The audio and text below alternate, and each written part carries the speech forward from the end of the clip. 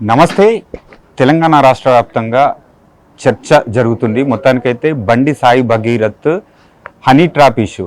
So ఇదే అంశం పైన మనతో పాటు మాట్లాడడానికి భారతీయ జనతా పార్టీ కరీంనగర్ భాజపా యువ నాయకులు క్రాంతి గారు ఉన్నారు. వారితో మాట్లాడే ప్రయత్నం చేద్దాం. బ్రదర్ నమస్తే. నమస్తే. చెప్పండి, మొత్తానికైతే ఈ హనీ ట్రాప్ ఇష్యూ బండి సాయి భగీరథ్ గారి టాపిక్ ఏదైతే ఉందో కొన్ని మీడియా సంస్థలు పనిగట్టుకొని నిన్న రౌండ్ టేబుల్ సమావేశం కూడా నిర్వహించారు. అంత ఇష్యూ ఉందా? ఇప్పుడు వీళ్ళు ఎఫ్ఐఆర్ నమోదైంది, వీళ్ళు కేసు పెట్టారు, వాళ్ళు కేసు పెట్టారు, అంశం కోర్టు పరిధిలో ఉంది.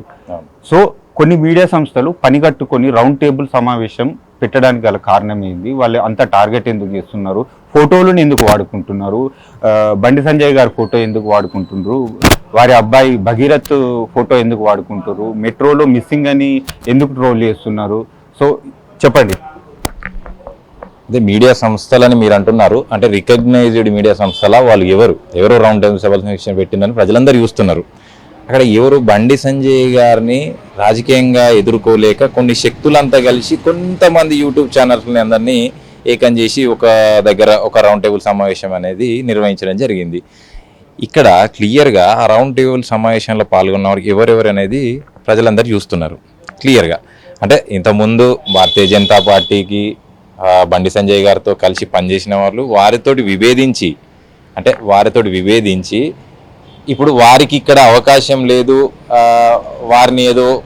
వారికి ఇక్కడ అవకాశం లేకపోయేసరికి బండి సంజయ్ గారిని ఏ విధంగా మేము ఎదుర్కొనే పరిస్థితి లేదు కాబట్టి ఈ అంశం దొరికింది. హనీ ట్రాప్ అని మీరు మమ్మల్ని క్వశ్చన్ చేసిన విధానంలో క్లియర్గా ఉంది. అది హనీ ట్రాప్ అని మేము 100% ప్రూవ్ చేయడానికి రెడీగా ఉన్నాం. ఇంకొక 2 రోజులైతే ప్రూవ్ అయ్యే పరిస్థితి ఉంది, అవుతుంది కూడా. అది కోర్టు పరిధిలో ఉంది అండ్ పోలీసుల ద్వారానే క్లియర్గా అది హనీ ట్రాప్ కేసు అనేది సుస్పష్టం అవుతుందని ప్రజలందరికీ మేము విన్నవించుకుంటున్నాం.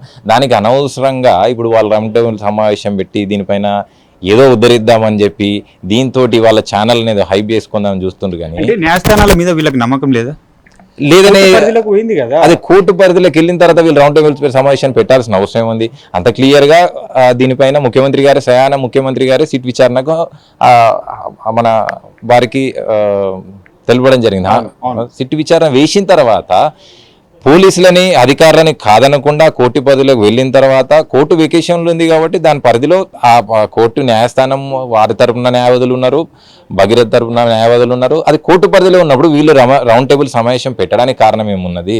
దానిపైన క్లియర్గా ఇది ఎక్కడ ఏంది అంటే బండి సంజయ్ గారి పైన క్లియర్గా బురద జల్లడానికే, వారిపైన ప్రజల్లో ఉన్న క్రేజ్ని దాన్ని చూడలేక కొంతమంది తట్టుకోలేక క్లియర్గా దీంట్లో కేటీఆర్ గారి హస్తం ఉంది అని మేమైతే క్లియర్గా దీనిపైన మేము క్వశ్చన్ చేయదలుచుకున్నాము. ఎందుకంటే ఈరోజు పోస్టర్లు వేయడం అనేది ఎంత దుర్మార్గ చర్య అనేది మేము దీన్ని తీవ్రంగా ఖండిస్తున్నాము.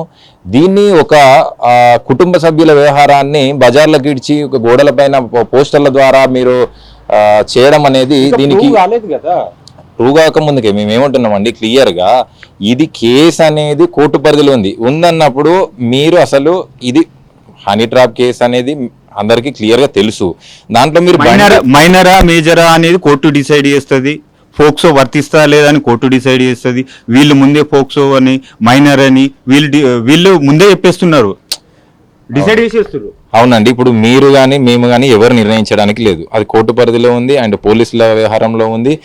దాంట్లో ఆమె డేట్ ఆఫ్ బర్త్ దాంట్లో కూడా రెండు సర్టిఫికేట్లు ఉన్నాయి. దానిపైన కూడా ఒక ఇష్యూ నడుస్తుంది. దానిపైన పూర్తిగా విచారణ జరిపిస్తాము. ఆమె కోర్టు కూడా ఆర్డర్స్ ఇచ్చింది నిన్న. మళ్ళీ ఆమె బర్త్ పైన అసలు ఆమె ఎప్పుడు పుట్టింది 2 సర్టిఫికేట్లు ఉన్నాయి. ఆధార్ కార్డు పైన ఒకటి ఉంది. ఆమె పబ్కు వెళ్లే విషయంలో పలానా ఆధార్ కార్డు చూపించింది.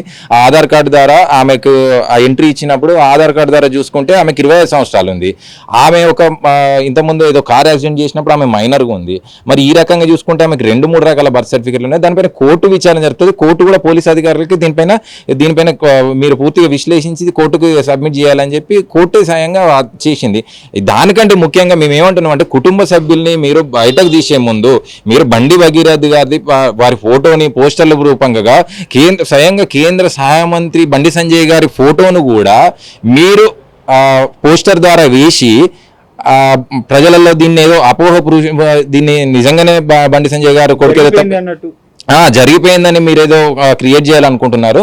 కానీ దానికి మేము తీవ్రంగా ఖండిస్తున్నాం. ఒక కుటుంబ సభ్యుల్ని స్వయంగా కేంద్ర హోంశాఖ సహాయ మంత్రి ఉన్న బండి సంజయ్ గారిని గోడలపైన పోస్టర్ రూపంలో మీరు వేయాలని తీవ్రంగా ఖండిస్తున్నాం. ఇట్లాంటిది మీరు కూడా ఇది హనీ ట్రాప్ అని మేము 2-3 రోజుల్లో క్లియర్గా మేము ప్రూవ్ చేయగలుగుతాం. కోర్టు ద్వారానే, పోలీస్ అధికారుల ద్వారానే, మేమేదో చెప్పాల్సిన అవసరం లేదు. ఇక్కడ నిజం మా వైపు నుండి ఖచ్చితంగా హనీ ట్రాప్ అని మేము మాకు నమ్మకం ఉంది. కానీ చట్టపరంగా మనం ముందుకెళ్తున్నాం కాబట్టి చట్టమే నిర్ణయిస్తుంది, పోలీస్ అధికారులు నిర్ణయిస్తారు, పోలీస్ అధికారులు కోర్టు నిర్ణయిస్తుంది. దానికి వచ్చిన తర్వాత మీకు తెలుస్తుంది. కానీ ఈ పోస్టర్లు ఎవరైతే వేసినో, దీనికి వెనుక ఉండి ఎవరు నడిపించిండ్రో వారు మాత్రం తీవ్రమైన పరిణామాలు ఎదుర్కొంటారు. అది కేటీఆర్ గారు అని క్లియర్గా మాకు అర్థమైపోతుంది. బీఆర్ఎస్ నాయకులు అని చెప్పి తెలంగాణ రాష్ట్ర వ్యాప్తంగా కరీంనగర్లో వేసిరు, వరంగల్లో పోస్టర్లు వేసిండ్రు, హైదరాబాద్ మొత్తంలో కూడా పోస్టర్లు వేసిండ్రు. అంటే ఒక కుటుంబ సభ్యుల్ని నడి రోడ్డు పైన తీసుకొచ్చి ఏం ఆనందం పొందుతుండో అర్థమైతలేదు. వారి కుటుంబ సభ్యులకు ఇట్లాంటి జరిగినప్పుడు వాళ్ళకి అర్థమవుతుందని మేము తెలుసుకుంటున్నాం. ఒక్కటి చెప్పండి బ్రదర్, గత ప్రభుత్వ 10 సంవత్సరాల పాలనలో ఇటువంటి ఇష్యూస్ జరగలేదా? సో మీరు అలా జరిగినప్పుడు మీరు బీజేపీ కార్యకర్తలు ఇలాగే పోస్టర్లు అంటించారు? లేదండి, జరగలేదా అనేది తప్పండి. జరగలేదు కాదు, 100ల సంఖ్యలో జరిగినాయి. గత బీఆర్ఎస్ ప్రభుత్వంలో 100ల సంఖ్యలో జరిగినాయి. స్వయంగా ఎమ్మెల్యేల పరిధిలో కూడా చెన్నూరు సంబంధించి అవునండి ఆరోపణలు కాదు, ప్రూవ్ అయినాయి. అయ్యే పరిస్థితులు ఉండే వారు అధికారంలో ఉన్నారు కాబట్టి వాటిని దాచిపెట్టగలం. కానీ మేము రాజకీయంగా ఎదుర్కొన్నాం, రాజకీయంగా విమర్శలు చేసినాం. కానీ ఇట్లా కుటుంబ సభ్యుల్ని బజారుకి ఇడిచి మేము ఇట్లా పోస్టర్లు వేయడం కానీ ఇట్లాంటి చిల్లర వేషాలు అయితే మేము వేయలేదు.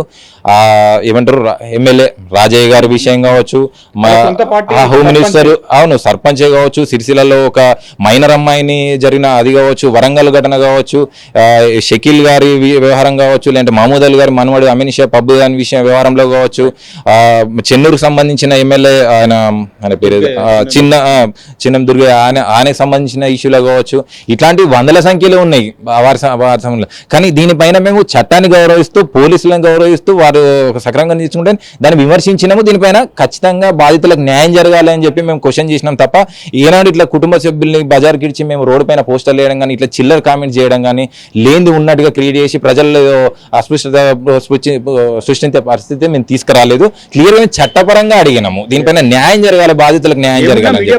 ఆ మీడియా పరంగా అడిగినాము, కోర్టు పరిధిలో ఉన్న విషయం కోర్టు పరిధిలో ఉంచినాము, దాన్ని క్వశ్చన్ చేయగలిగాము. అంతవరకు కానీ మేము ఇట్లాంటి చిల్లర రాజకీయాలు, చిల్లర విషయాలు, చిల్లర విమర్శలకు మాత్రం మేము పోలేదు.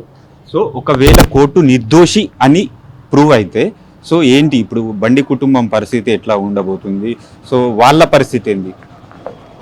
ఆరోపణలు చేస్తున్న వాళ్ళ పరిస్థితి ఏంది? చాలా సంయమనం పాటిస్తున్నట్టున్నారు.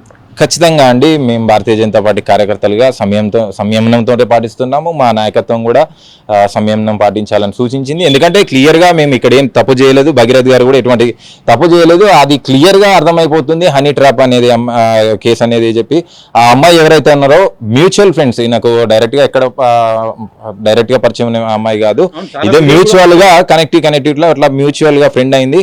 కాకపోతే ఇక్కడ మాకు ఇంకా సమాచారం రావాల్సింది. రేపు ఎల్లుండి మేము క్లియర్గా దీని వెనకాల ఎవరైతే ఉన్నారో, ఈరోజు రౌండ్ టేబుల్ సమావేశం ఎవరైతే నిర్వహించుకున్నారో, పలానా గిరీష్ దారమోని కావచ్చు, అండ్ ఆయన తొలి వెలుగు రఘు కావచ్చు, ఇంకెవరు కాలోజీ టీవీ సంథింగ్ అనే పేరు ఏదో ఆయన కావచ్చు, ఇంకా కొంతమంది దీనిపైన వెనకాల ఉండి ఆ అమ్మాయిని క్లియర్గా వాళ్ళే ఇది ఎవరికి డౌట్ రాకుండా, ఏ ఒక్క చిన్న ఒక ఇంచంతు కూడా మనకు డౌట్ రాకుండా క్లియర్గా అమ్మాయిని భగీరథ్కి పరిచయం అయ్యే విధంగా వారే ఇది హనీ ట్రాప్కి ప్రధాన వ్యక్తులు అని చెప్పి మేము దీన్ని క్లియర్గా మాకు అర్థమైపోతుంది. వారితో పాటు కొన్ని రాజకీయ శక్తులు వీటి వెనకాల ఉండి పనిచేసినాయి.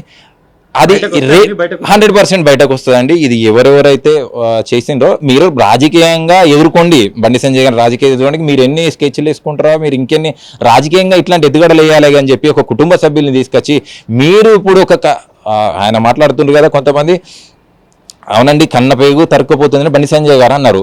దానికి విమర్శనగా కొంతమంది ఏమంటారు కన్నెపేగు కూడా తరుక్కుపోతుందంటే, అవునండి ఆ కన్నెపేగుని ఇట్లాంటి ఈ హనీ ట్రాప్ ని క్రియేట్ చేసింది మీరు. ఈ ఒక అమ్మాయి జీవితాన్ని రోడ్డు పైన తీసుకొచ్చి ఈ రోజు ఆ అమ్మాయి భవిష్యత్తును నాశనం చేయగలరు. అమ్మాయిని బజార్కి ఇడుస్తుంది ఎవరు చెప్పండి? ఖచ్చితంగా ఈ రౌండ్ టేబుల్ సమావేశం పెట్టుకున్న ఫలానా సోకాళ్ళు మీడియా సంస్థలే.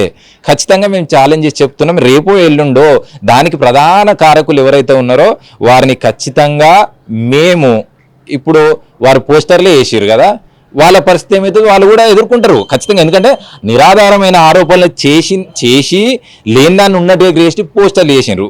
మేము ఫలానా ఒక అమ్మాయి ఒక కుటుంబము, ఆ కుటుంబం కూడా ఏ గురించి అయిపోయిందో కానీ కొన్ని రాజకీయ శక్తుల బలము, వాళ్ళ బెదిరింపులు, ఇట్లా బండి సంజయ్ గారిని మీరు ఇట్లా చేస్తే మీకు ఫలానా ఇది ఉంటుంది అది ఉంటుంది, ఏం అపోలో గురి చేసి ఉంటే తెలియదు కానీ ఆ కుటుంబం కూడా నష్టపోతుంది. ఆ కుటుంబంకి కూడా క్లియర్గా మేము చెప్పదలుచుకునేది ఏంటంటే, మీకు ఇద్దరు అమ్మాయిలు ఉన్నారు, మీరు కూడా ఒక అమ్మాయిని చిన్నపిల్ల, మీరు మైనర్ మేజర్ సంథింగ్ అది కోర్టు నిర్ణయిస్తుంది. కానీ ఇట్లాంటి సందర్భాల్లో మీ ఫ్యామిలీని, మీ పరువు ప్రతిష్టల్ని ఎందుకు బజార్లో పెట్టుకుంటారు?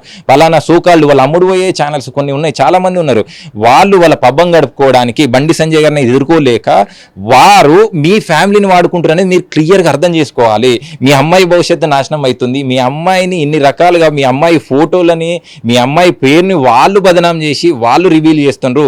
క్లియర్గా ఎవరి ట్రాప్ లో ఎవరు పడ్డారో ఇప్పుడు అర్థమవుతుంది.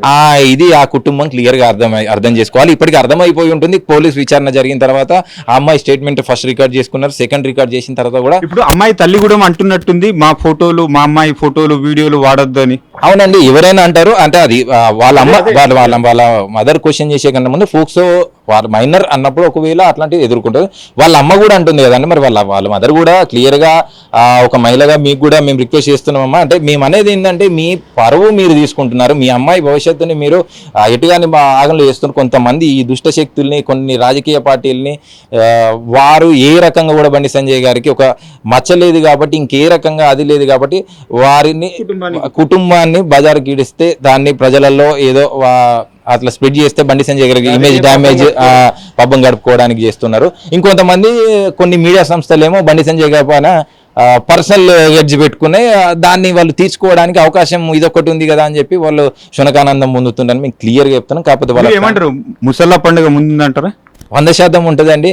మేము ఎంత క్లియర్గా ఎంత సంయమనం పాటిస్తున్నామంటే, మేము కోర్టు పరిధిలో ఉన్నాము, మేము కోర్టుకు ఆశ్రయించినాం కాబట్టి 100% మేము సంయమనం పాటిస్తున్నాము. దాని రిజల్ట్ వచ్చిన తర్వాత 100% ఉంటుందండి. అంటే మేమేదో ప్రతిచర్యలు చేస్తాము అనే కంటే ముందు వారే వాళ్ళపైన వాళ్ళు ఉమ్మేసుకునే పరిస్థితి వస్తుంది.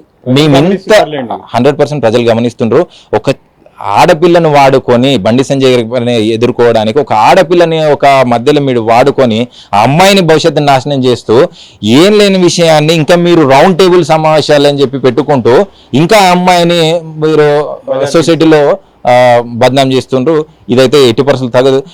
మీకు అంతా అది ఉంటే, మీకు సమాజం పైన అట్లాంటి ఇదేదైనా ఉంటే, మీరు చాలా సమస్యలేనండి ప్రభుత్వంలో. ఇప్పుడు రోడ్ల పైన వడ్లు కొనట్లేదు, ప్రభుత్వం ఇచ్చిన 6 గ్యారెంటీల హామీలో అసలు ఏవి నెరవేరలేదు, వాటిపైన స్పందించండి. మీరు మీడియాని ముసుగులో ఒక పర్సనల్గా సంజయ్ అన్న గారిని తట్టుకోలేక ఎదుర్కోలేక ఆయనను వ్యక్తిగతంగా విమర్శిస్తే మీకు మీరు దీనివల్ల సమాజానికి ఏం తెలియజేద్దాం అనుకుంటారు, ఏం మెసేజ్ ఇస్తుండ్రు? మీరు నిజంగా మీరు ఒకవేళ మీడియా సంస్థగా అనుకుంటే మాత్రం మీరు వడ్ల కొనుగోళ్లపైన కానీ, ఇంకా రైతుల సమస్యలపైన కానీ, మహిళల సమస్యలపైన కానీ, 6 గ్యారెంటీలపైన ఏమైనా కానీ, గవర్నమెంట్ కానీ మీరు క్వశ్చన్ చేయడానికి మీడియా పరంగా మీరు ఆ మెసేజ్ ఇవ్వాలి. కానీ ఒక ఆడపిల్ల భవిష్యత్తును నాశనం చేయొద్దని మేము కోరుకుంటున్నాము. మేము వినయంగా సంయమనం పాటిస్తూ చెప్తున్నాము. కానీ ఖచ్చితంగా ఈ 2 రోజుల్లో 3 రోజుల్లో దీనికి సంబంధించిన క్లియర్ డేటా, దీనికి సంబంధించిన తీర్పు కోర్టు ద్వారానే మనం వినబోతున్నాము. ఇది ఖచ్చితంగా క్లియర్గా హనీ ట్రాప్ విషయం అనేది ప్రజలందరూ గమనించాలి. ప్రజలందరికీ ఇప్పటికి కూడా అర్థమైపోయింది. ఎందుకంటే బండి సంజయ్ గారిని ఎదుర్కోలేక ఆయన ఒక సామాన్య వ్యక్తి, ఆయన ఒక నిన్న ఒక ఎక్తయాత్రలో కూడా క్లియర్గా చెప్పిండ్రు, ఆయన ఓపెన్గా చెప్పేసిండ్రు. అంటే ఏదైనా తప్పు చేసినా, నా సొంత కొడుకు తప్పు చేసినా ఖచ్చితంగా చర్యలు తీసుకోవాల్సిందే, చట్టపరంగా ఆయనకు శిక్ష పడాల్సిందే అని చెప్పి అంత ఓపెన్గా చెప్పిండు. అని అంటే అక్కడ ఎంత క్లియర్ గా మనం ఆలోచించాం. ఒక కేంద్ర సహాయ మంత్రికి, హోంశాఖ సహాయ మంత్రికి ఉండి వారు అట్లాంటి విషయాన్ని చెప్పగలిగిందంటే ఖచ్చితమైన కారణం ఏంటంటే ఇది హనీ ట్రాప్ అనేది క్లియర్గా అర్థమైపోయింది. అండ్ దీని వెనుక ఉన్న ప్రధాన శక్తులు ఎవరైతే ఉన్నాయో, రాజకీయ శక్తులు కానీ, కొంతమంది మీడియా శక్తులు ఎవరైతే ఉన్నారో వారిని వెనుకలుండి ఆ అమ్మాయిని ఏ రకంగా, వాళ్ళ పేరెంట్స్ని ఏ రకంగా అయితే ప్రలోభ పెట్టి బండి సంజయ్ గారి పైన ఊసిగలిపినరో, వారు బండి భగీరథ గారి పరువు పైన కూడా నష్టం చేసే పరిస్థితి తీసుకొచ్చిన కాబట్టి వారి కుటుంబం తరఫున ఈ నిర్ణయం వచ్చిన తర్వాత, ఈ కోర్టు తీర్పు వచ్చిన తర్వాత ఎవరెవరైతే దీనికి ప్రధాన కారకులు ఉన్నారో దీన్ని మ్యానిపులేట్ చేసుకుంటూ, అండ్ ఇంకొక విషయం కొంతమంది మీడియా సంస్థలు ఆ రోజు వాళ్ళ ఫ్యామిలీతో పాటు పేట్ బషీర్పేట్ పిఎస్కి వెళ్ళి అక్కడ కార్లో కూర్చొని కూడా జరిగింది. పలానా ముగ్గురు ఒక 3-4 మీడియా సంస్థలు వాళ్ళు కూడా దగ్గరుండి వాళ్ళని అంటే ప్రలోభానికి ఏదో ఒక అపోహలకు గురి చేసి దాని వాళ్ళని ముందుకు ప్రోత్సహించిండ్రు. మీరు ఇది చేద్దాం అది చేద్దాం, బండి సంజయ్ ఇది చేస్తే అది చేస్తుంది, మీకు రాజకీయంగా ఇది చేస్తాం అది చేస్తాం, మనకు వెనకాల కేటీఆర్ ఉన్నాడు, బీఆర్ఎస్ పార్టీ ఉందని చెప్పి ఎన్నో ఏదో పుట్టించిండ్రు. కాకపోతే ఇప్పటికి కూడా మేము కూడా ఆ కుటుంబాన్ని వినిస్తున్నాం. ఇప్పటికైనా మీరు అనవసరమైన కొంతమందిని నమ్మి మీరు మోసపోవద్దు. ఇట్లాంటి ఒక ఆడపిల్ల భవిష్యత్తు కూడా మేము నాశనం చేసుకోవడానికి మేము క్లియర్గా మేము చెప్తున్నాం. భారతీయ జనతా పార్టీగా ఈ రోజు కూడా మేము మహిళలకు అత్యంతగా ప్రాధాన్యత ఇస్తాము. మహిళల పట్ల గౌరవాన్ని కూడా చూపించే ఏకైక పార్టీ భారతీయ జనతా పార్టీ కార్యకర్తలుగా మేము క్లియర్గా చెప్తున్నాం. కానీ ఖచ్చితంగా మేము కోర్టు తీర్పు తర్వాత ఏం జరగాలో అది ఇప్పుడు దీనికి అయితే ఎవరైతే కారకులు ఉన్నారో వారికి కూడా మేము ఏ రకమైన పరిణామాలు వాళ్ళు ఎదుర్కొంటారో వాళ్ళు ఖచ్చితంగా చూస్తారు. ఇది ప్రజలు కూడా గమనిస్తుండ్రు. ప్రజలు కూడా వాళ్ళని చీకొట్టే పరిస్థితి ఉంది. మనం క్లియర్గా చూస్తున్నాం. Okay, thank you brother.